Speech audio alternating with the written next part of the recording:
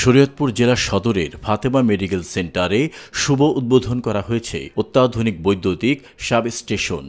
সোমবার বিকেলে sub station আনুষ্ঠানিক উদ্বোধন করেন শরীয়তপুর ওজো পার্ডিকোর বিদ্যুৎ সরবরাহ কর্তৃপক্ষের প্রধান নির্বাহী প্রকৌশলী মোহাম্মদ মিজানুর রহমান। আজকে আমাদের ফাতেমা মেডিকেল সেন্টারের নতুন সাব স্টেশন উদ্বোধন হলো, যেটা আমাদের এই শরীয়তপুর জেলার জন্য এটা খুবই খুশির সংবাদ। 300 কিলোওয়াটের বরাদ্দ নিয়ে আমরা নতুন একটা সাব স্টেশন উদ্বোধন করে দিলাম।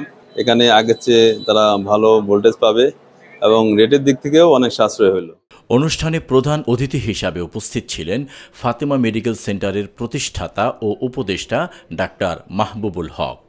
বিশেষ অতিথি ছিলেন প্রতিষ্ঠানটির general manager Mohammad Abul Bashar, senior medical officer ডাক্তার নিলয় পোদ্দার, ওজো পার্ডিকোর উপসহকারী প্রকৌশলী এনায়েত হোসেন এবং উচ্চমান সহকারী আব্দুল মান্নান। এ সময় হাসপাতাল ও বিদ্যুৎ বিভাগের অন্যান্য কর্মকর্তাগণও উপস্থিত ছিলেন। আমাদের নির্বাহী প্রকৌশলী যখন আমাদেরকে বললেন যে আসলে বিদ্যুতের সরবরাহ নিরবিচ্ছিন্ন সংযোগ পেতে হলে আসলে সাব স্টেশন স্থাপন করা জরুরি, আমরা তখনই চিন্তা করলাম যে সাব স্টেশন স্থাপন করলে এবং একই সাথে সোলার সিস্টেম এবং 350 কেভিএ জেনারেটর এগুলো স্থাপন করে নিরবিচ্ছিন্ন বিদ্যুৎ সেবার মাধ্যমে যাতে রোগীরা ভালো সেবা পায় এবং আমাদের কখনো সেবা বিঘ্নিত না হয়, সেই জন্য আমরা চেষ্টা করে যাচ্ছি। এবং এই সাব স্টেশনের উদ্বোধন প্রত্যেকটা হসপিটালে হওয়া উচিত।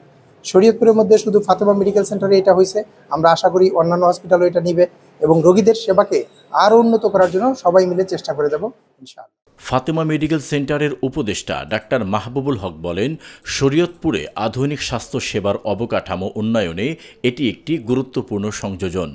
নিরবিচ্ছিন্ন বিদ্যুৎ সরবরাহের ফলে রোগীরা এখন আরও নিরাপদ, স্থিতিশীল এবং আন্তর্জাতিক মানের চিকিৎসা সেবা পাবেন।